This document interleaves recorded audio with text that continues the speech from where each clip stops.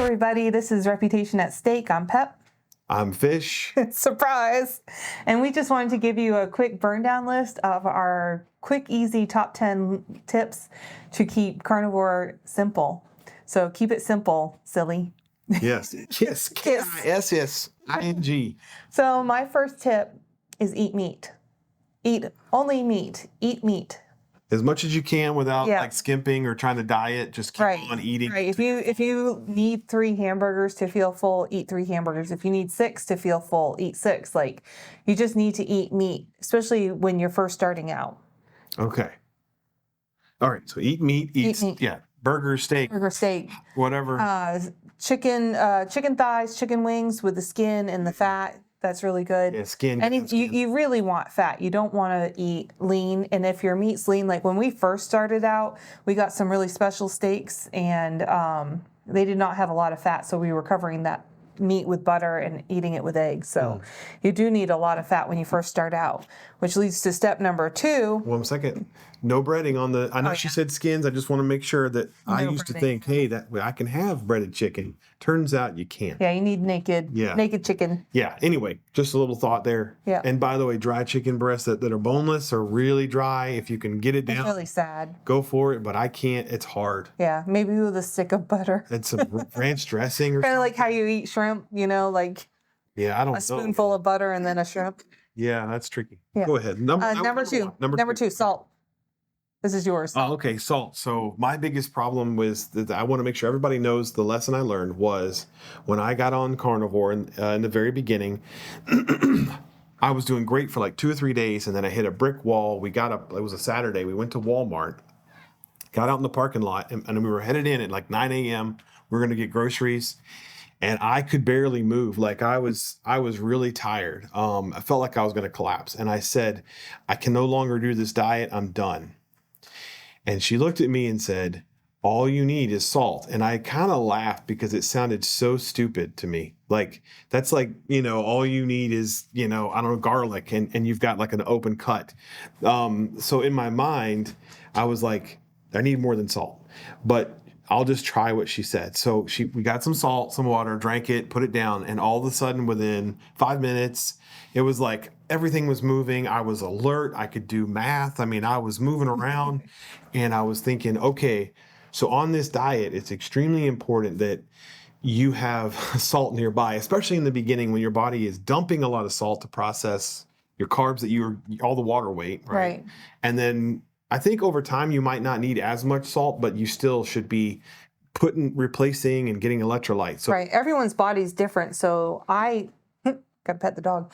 I currently need salt every day still, and we're on week 11.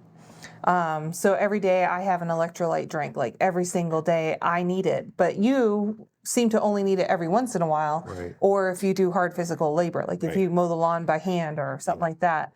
Then you need salt. So I would say at first you need to figure out your body, but you really need to, if you're going away from home, you need to have some form of salt handy. Mm-hmm. Packets of salt, electrolytes. Yeah, electrolytes. Dr. Ken Berry recommends flaky salt or rock salt. You can put that underneath your tongue. It will instantly make you feel better. And what's kind of weird, I just remembered we had already started carnivore and we were out at Home Depot. And right before we left, I had a salt drink. And then we were walking around Home Depot, both really dead. And we were, quote unquote, veterans by this point. And I had ran out of salt too, even though I just drank salt. Like my salt requirements were so high when we first started. So not to scare you, not to demonize salt, but you do need salt. Right. And you don't have to just have salt from Wendy's that makes you iodine. Yeah, iodine, even though that will work. It works. It works in a pinch. There's 3 electrolytes, at least 3, sodium, potassium, and magnesium. You get them in electrolytes, put them in a bottle of water, you're done. Try and get some without sweetener. Try to get some without sweetener. Yep, Amazon's got it. Good to have a few packets. You can get like keto chow drops or something like that. Just if you're planning on doing carnivore, just prepare to have salt at Right. hand. After 3 days, you're gonna hit a wall. Most people will hit a wall because you're dumping so much water weight. All that salt comes out of you, and you're dehydrating really. And your body's like, it really doesn't know how to regulate. It's trying to get used to regulating salt as you get fat adapted. So you're gonna want to quit the diet. That's why I'm bringing it up. To me, it's almost number one. Eat meat is number one. Number two, eat salt or electrolytes. Have it on hand. Yeah. Because you'll want to quit. I mean, and I'm not kidding. It'll be over for you, but don't. There is a trick to that, and it's easy. Yep. You good? I'm good. Got it out of my system. Step number 3 that I have is watch out for triggers, things that are going to trigger you to want to eat. So when you're doing carnivore, you kind of want to make a commitment for however long you can just to eat meat and not to cheat. And so if you know you're going to a pizza party, if you know you're going somewhere that you always go out and get food, then either eat beforehand, bring something along, or make a new plan. So like Randy's found out that barbecue place that you go to, Mission Barbecue, they sell a lot of meat and a lot of different kinds of meat. And I don't think they add any seasonings to their meat per se. It depends Right? on You have sauces, but they don't. brisket. They coat really hardcore on the outside, With something, yeah. But so I would just plan ahead. So but it's mostly salt. I don't taste like sugar. yeah. Do you have anything else to say about that? About number 3? Yeah. Oh, and one more thing. People aren't normally looking at other people. Like if you go to a family function and everyone lines up to get food, say it's a pizza party, everyone lines up to get pizza, and you've decided you're not going to eat pizza. Just take a plate, stand in line and talk to people, move through the line, just go fill your cup up with some water. No one will notice that you don't get food. No matter how much like some people might notice, and you can just say, oh, I'm doing an elimination diet. I'm concerned about a few things or whatever. People will kind of buy into that pretty easily. So it's just something else we've learned. Yeah, so that's the social aspect of carnivore. So that's number 3. Yeah. And then then the other number, this here, the keto flu is a real thing. Oh, I'd give you a chance to talk about that. That was next. I skipped it. Oh, why'd you skip it? So that you could talk about it next. Oh, it's for me? Okay. I didn't understand what the order we were going in. Okay. So keto flu is real. Keep going. That's you, right? Well, you had talked about keto flu in the past, trying to give your friends a heads up about it. So if you start feeling flu-like symptoms and you've just started carnivore, there's a good chance it's keto flu, and it's not actual sickness. Now, I have spiked a fever. I've had a sore throat, headache, and just generally felt really unwell with no reason to feel unwell. It usually passes. Mine passed quite quickly. I think within a few hours I was okay. I drink your salt water, and kind of rest up if you can. You don't have to push yourself through it, but some people have had it last a day, 3 days, 6 days, a couple of weeks. Thankfully, mine was pretty mild. Have you ever gone? I felt like a little bit of weakness, a little bit of like achy, headachy, sore throaty, just a little bit in the first time. Second time, which was this time, I have not felt a whole lot of that. I'm good with that. Weigh yourself and take measurements. We'll do that as step number 5. So when we first started this last time, we did not weigh ourselves. So we're only guesstimating how much weight we've lost. I've skipped numbers, and I don't want you to feel like I'm missing something. Oh, okay. On the video, I'll try to put the number at the bottom. So this is step 5. Weigh yourself. Measure your body, because in our week 11 update, I did not lose any weight. I actually gained 5 pounds. And it was very discouraging, and I wish I would have at least done my measurements, because the scale is one of the worst ways to measure how you're doing on a diet. Like the best thing is in week 10, Randy had to drop down 2 sizes in pants. He went from a 46 to a 42. And that's the best way you can measure your body, is when clothes that are too tight all of a sudden get looser, when your belt is going up 2 or 3 notches, that kind of stuff. But you could actually just get one of those Taylor measuring tapes, the clothy ones, and just measure parts of your body, like your chest, your rib cage, your waist, your hips, your butt, whatever if you want to do your arms. It's just a nice way to see what's happening with your body when the scale's not showing it. Also take before and after pictures. So many people in the carnivore community all say, I wish I would have taken photos when I first started. Yeah. And I do. I have a video that I did when I was at my ultimate highest, and I was trying to talk about, I had just bought a new laser, and every time I see that video, I feel so bad for that lady. She cannot breathe. She's like stuck in her body. She looks absolutely miserable, and she's trying to explain using a laser to people. So I know I haven't arrived yet. So I do want to suggest, if you're just starting out on carnivore, even if you've been doing it for a little while or doing a diet for a little while, I highly recommend go ahead and get those measurements. Go ahead and take those before photos. You don't have to share them publicly, but it's probably a great way to encourage yourself. Yeah, when the scale's not moving. So yeah. I wish I would have had that when the scale didn't move for 5 pounds. Step 6, find your why. Oh, that's a good one. Yeah. So my why is every time I see a photo of myself, I'm always the very large person in the room. So I go to a lot of functions, there's a lot of people there, and there's always people taking photos from the back of the room forward, and I usually sit in the middle. And in every single photo, there's this lady there that is just absolutely humongous. And I'm sick of being that absolutely huge person. And then, there's the health benefits too. It's not just all about looks. Yeah. What's your why? Do you remember? My why would be sleep apnea is probably one of the biggest why. It's the more immediate why. I do want to lose weight. I want to be healthy, fit. Joe Rogan said, your meat machine, take care of your meat machine. And I was like, that is exactly what I need to do, is to take care of this. Compound movements help me do multiple, parts muscles at the same time. So I'm able to do a deadlift.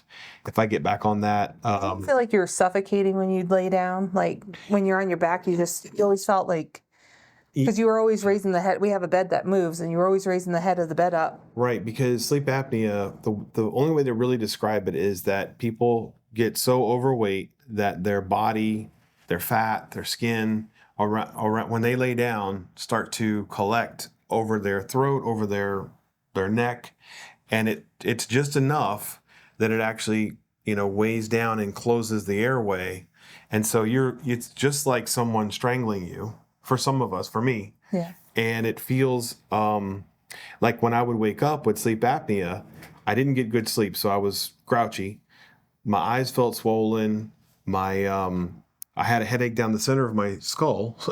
And there was... you never wanted to go do stuff. Right. It felt like someone had been strangling me all night long. You know what I mean? And yeah, so... and I actually said out loud, if I keep going like this, I cannot live. I'm going to die. Like, I was very upset because I couldn't sleep. And I was trying to figure out, how does someone go to sleep if you can't sleep? So there's no comfortable position when you're not breathing. Sleep apnea was my why. And then, of course, everything else. Health, losing weight, being able to do stuff. Yeah. Right. Okay. What was that? 6? No. Yeah, 6. So I want to do 7 as clean your home of unwanted foods. So especially if it's trigger foods, it probably doesn't hurt to keep something for emergencies. If the power goes out, you want to keep some soup on hand, so long as it's not something that's going to tempt you. For the longest time, we had some chocolate marshmallow cookies in the cabinet after we started carnivore. To be honest with you, those type of things don't normally tempt me. I'm more of a jelly bean, gummy bear type person. Skittles, I love fruity stuff. But after 6 weeks, those things were calling my name. And finally, we had a cheat day. We had pizza, which I don't recommend. And I'm like, hey, let's just go ahead and eat those pinwheels, and then we don't have them tempting us anymore. Instead of throwing them away, which would have done my body so much better. So clean your house, throw away stuff, don't eat it. You're not saving any money by eating it and needing more doctor care or prolonging your weight loss. How did you feel after you had the pinwheel? Oh, I felt so bad. My body is so quick to let me know when stuff is not agreeing with me. So I call them junk food meats. If I have like pepperoni, in a couple of hours, I'm hurting, and I start hobbling. My feet hurt really bad. I feel it in inflammation in my joints instantly, like all my joints. I was holding something the other day, and my wrist, I just twisted my wrist a little bit, and I was like, Randy's like, what's wrong? I'm like, my wrist just suddenly hurts, My body is so quick to tell me when things are not right.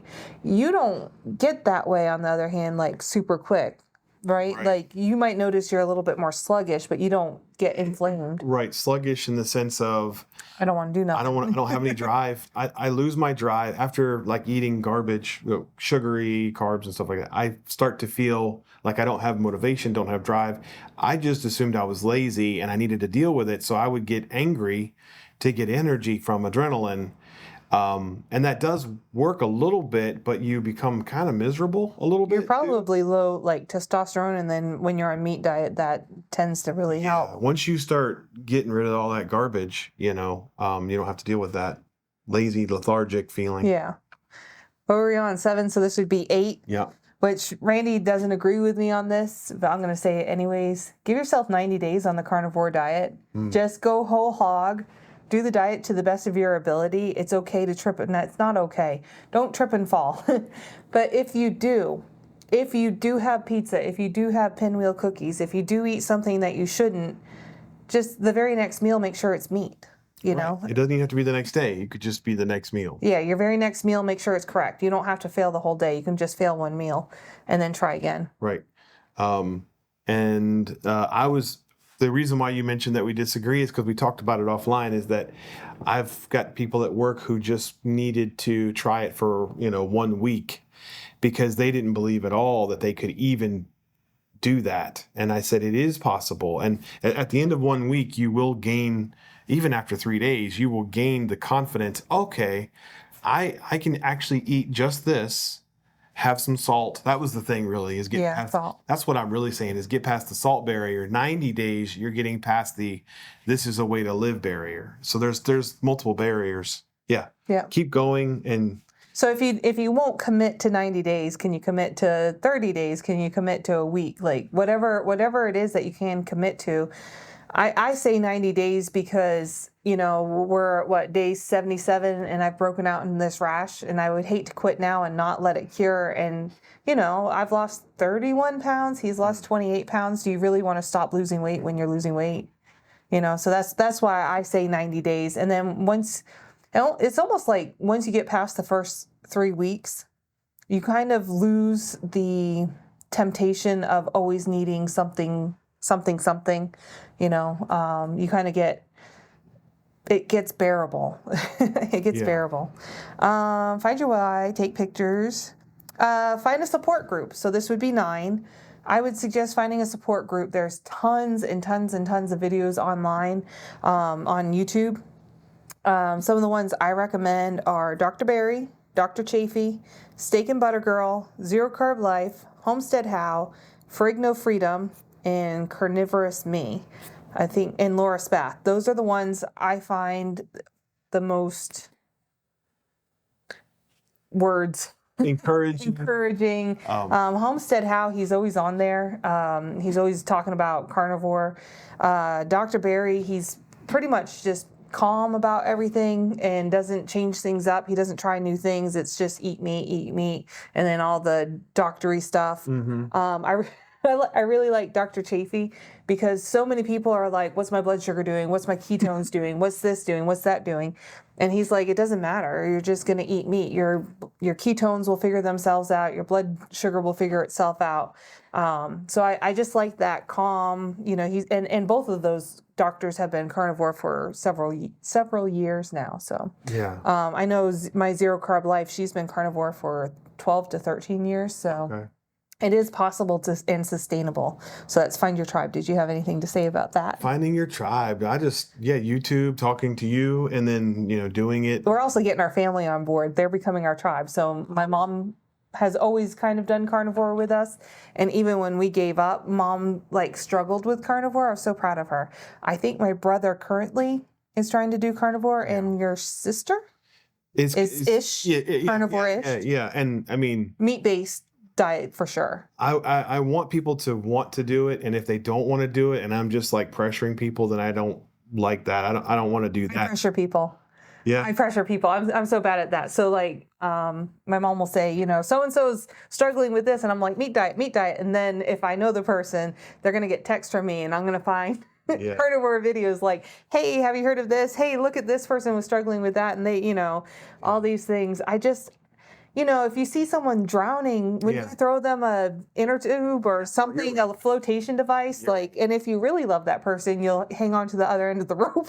I mean, and I did say I don't pressure, but I am very emphatic. Yeah. And I do tell people. You're just more gentle than I am. That's all. Is I can be very like tunnel vision and not shut up. So I have to tell myself, okay, look, this person has heard you, and you need to let them make a decision without clobbering them.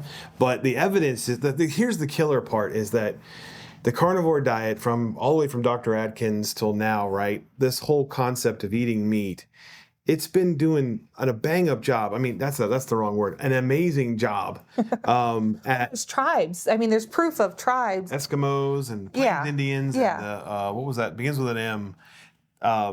I forgot the name of that. Mongolian. Yeah, Mongolian. There's someone in Africa too. Watusi or something like that. I'm going to butcher it. I'm sorry. Yeah, sorry, guys. I don't have it written down. But yeah, there's tribes of people who only ate meat. Right. Yeah, I mean, and so they've had the health that they got from that and years of life. And it's like, so I want to tell my friends and family, if you're dealing with inflammation, if you're dealing with depression. Yeah, depression's a big one. Right, because here, the thing is with the carnivore diet, you're getting fat. Fat feeds hormones and cholesterol. Cholesterol moves the hormones around in the bloodstream. I know there's stuff in the news, and it's been around for over like 3 decades or more of like, you don't need fat free, you don't do fat. But your body needs fat, it runs on fat.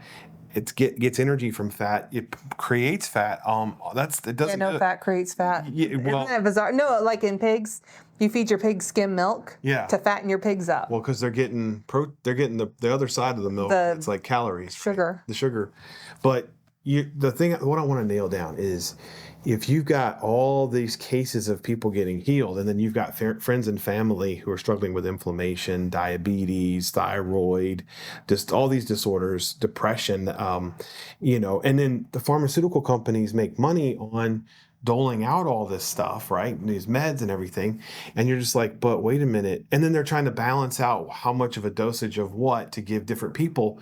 And I'm a believer in the Lord. So I don't look at the history and laugh at it. I look at history and say, well, where did we come from? I don't see a bunch of doctors in the last 6,000 years, recommending getting the right balance of pharmaceuticals in order to deal with diabetes.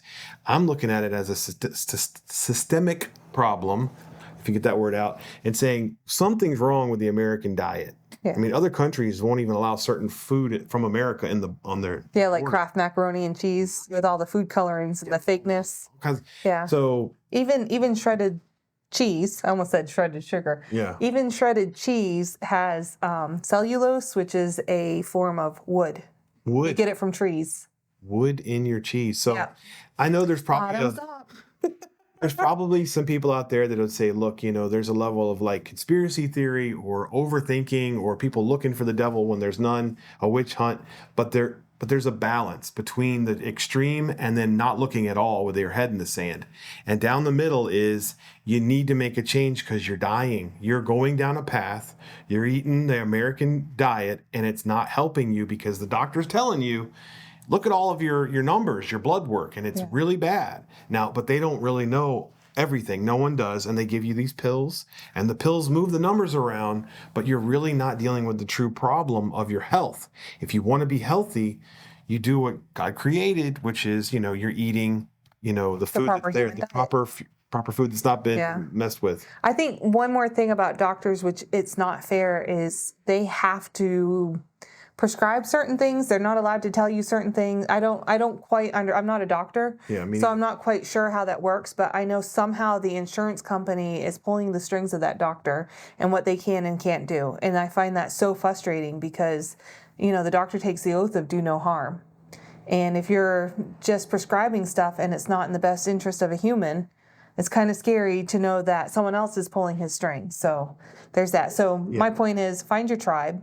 Here's some great resources on YouTube that I highly recommend. And if you can, get your family on board, because it's amazing. I would so struggle if Randy wanted to keep doing, or Fish kept wanting to do the standard American diet with lasagna and all the things, and I'm over here eating meat. I would really struggle with that. It's so wonderful. Our whole home, my mom and Randy and I, are all on carnivore. So, after this podcast, we're going to go eat steak. Yeah. I don't have to cook 5 things. So Yeah, it adds strength, and accountability, so that you can say, hey, what did you guys have for lunch today? Now, I don't want to pick on her, but if she ever, does go out to eat. Yeah, I went out to eat. I think we talked about that in week 10. I went out to eat and I had a bun and French fries and a pickle, and all that was given to me. And I only ate my hamburger, bacon, and cheese. Yeah. And it was hard. Yeah. It was hard. But yeah, get your tribe, have accountability. I have to find out which one I skip. Measurements. Give it 90 days. Set yourself up. I skipped one. Go for it. Whatever you got. I don't know which one I skipped now. That last one was, set yourself up for success. 10. Set yourself up for success. So, pre-cook food if you have to, if you have a small amount of time. Figure out what you're going to eat and how you're going to cook it. So many people in the carnivore community use an air fryer. They have a smoker and a grill. I think the biggest complaint most people are going to have about the carnivore diet is all the grease in your kitchen, all the paper towels you have to use until you figure out how to manage your grease. It's a problem. Grease. So yeah, grease is a problem. So I think Homestead How, they have a whole thing on something they call a power bowl, where it's beef, eggs, bacon, and butter all in one bowl. Their daughter eats it cold. She says it's delicious. Egg omelets are great. Eggs are quick and easy. If you get the primal cuts of steak, which are those great big giant things of steak, go ahead and slice them up ahead of time so that you just pull them out of the fridge and cook them. Find out what's the easiest way for you to stay on the diet. And if you're in an absolute pinch, right, like me, out and about, visiting family, well, if you can find a good restaurant that serves meat, you can get the meat, remove the bread and stuff like that. Don't eat the fries, etc. Sorry, Zero Carb Life, she lost weight eating McDonald's burgers. So, and I heard you could do a la carte where it's like just the burger for we've done that. like $1.50, $2 per burger versus buying the burger and removing the bun for a lot more money. Anyway, there's another gotcha, which is not gotcha, but helpful tip would be going and getting jerky without sugar. Try to get one without sugar. That's really hard. Really hard to do. And then like mozzarella cheese sticks, things that they're not like absolute perfect. I'm sure they've got some level, but it's reducing your exposure to carb. You're spiking your blood sugar. You want to avoid it as much as you can. So if you have something to put in your gut and you're out and about and you're like, what is in this world that's in carnivore? Well, we went to the gas station and we found hard-boiled eggs. Hard-boiled eggs. And we got pickles because we were doing pickles at that point. Well, the thing about pickles is that if you get one that doesn't have sugar, right, or a very minimal amount, hopefully zero, you're getting vinegar in you, which is part of digestion, right? Yeah. Okay, I don't know if it's controversial or whatever, but it's not like a donut. Just like there's vegans and I don't even know anything other than vegan, but there's people that are like, you never can eat this, you can never eat. There's like people like that in carnivore. Oh, carnivore, yeah. But you have to do what's best for your body, and if vinegar helps you digest, if a pickle helps you digest, if you choose to eat pickles, just get the one with no sugar. Right. If you're stuck out in the middle of nowhere and you need a snack and you don't have an oven, because I didn't, then I was able to go into Sheetz, buy some eggs, pickled eggs or whatever, and a pickle, and I had jerky. They have pickled eggs, and then they have beet eggs. The beet eggs have sugar in them, so stay away from the red ones. Right. That was my fault. I did that. Yeah, but there is options out there, even at Sheetz. I think they have some really low carb meat sticks at Sheetz too. Right. There was like a meat stick, forgot the name of it. It was like this big. It was like as big as a dime all the way around. And it was a meal, man. It was good compared to eating donuts and breaded foods and things like that. It's going to keep you closer to target so that when you get back home, you can have regular food. And that's only if you need a snack while you're out. Right. Right. That's Yep.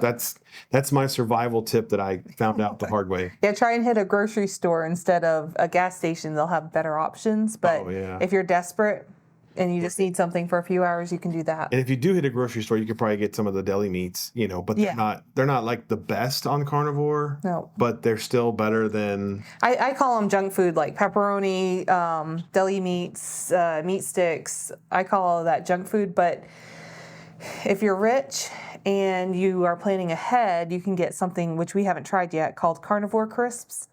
It's just meat and salt in a bag, and you can eat that. You can make your own jerky by getting a dehydrator.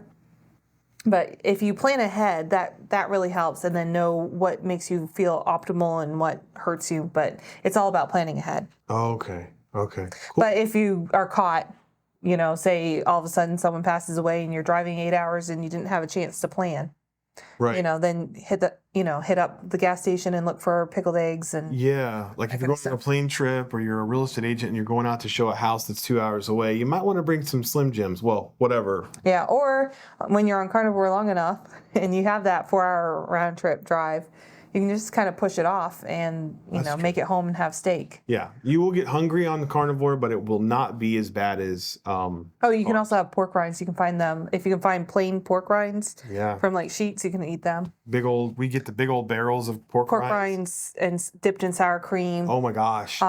So good. Meat and cheese. Yeah, we made it's okay. So one of my Wait. You can't tack that on here. Okay. All right, but we're telling about foods. It's tips. It's tips to survive. No. That's a cheat. It is a cheat. What you're about to say is a cheat. Okay, well, but go ahead. This is cheating. Okay, this is cheating, but I'm going to tell you. It's not carnivore. Well, we might not be talking about the same thing, but it is what you just said: pork rinds with dip. But the dip it's like a queso. That's the cheat. Is that the cheat? Yeah, that's the cheat. Oh, all right, guys. I tried to help you. I'm not a doctor, and we took cream cheese, sour cream, I think some regular cheese, and then salsa. And we mixed all that together, and it tastes really good gosh, dude. It tastes really good with some ground up sausage in there. So you get like meat and cheese and then the crunch of the pork rinds. So I would say if you start missing crunch, I would say, eat some pork rinds, just don't eat too many. Oh, so good. Oh my goodness. And the less ingredients in the pork rinds, the better. But yeah, so, just to recap, let's go through 1 through 10 really fast, maybe. And the reason I like that meal is because I like Nacho Grande. Yeah. Or back in the day, we take Doritos. You can have if you leave out the salsa, I would say you can have it, but have it sparingly because cheese will stop your weight loss if you're losing weight. So, number 1, eat meat first. Number 2, make sure you have salt handy. Number 3, watch out for keto flu. Number 4, avoid food triggers before you go somewhere. Number 5, find your why. Number 6, take pictures. Number 7, find your tribe and support group. Number 8, clean your home of unwanted foods. Number 9, find out how long you're going to do it. I suggest 90 days. And number 10, set yourself up for success. So we didn't speak in those orders, but that's the order you got given now. Yeah, so just really quick, there's our 10 tips for when you're getting started and how to avoid the pitfalls we fell into. All right. Well, thanks for joining us. Thanks for joining us. We'll see you next time. Next time. Yeah. Take care. Take care, guys.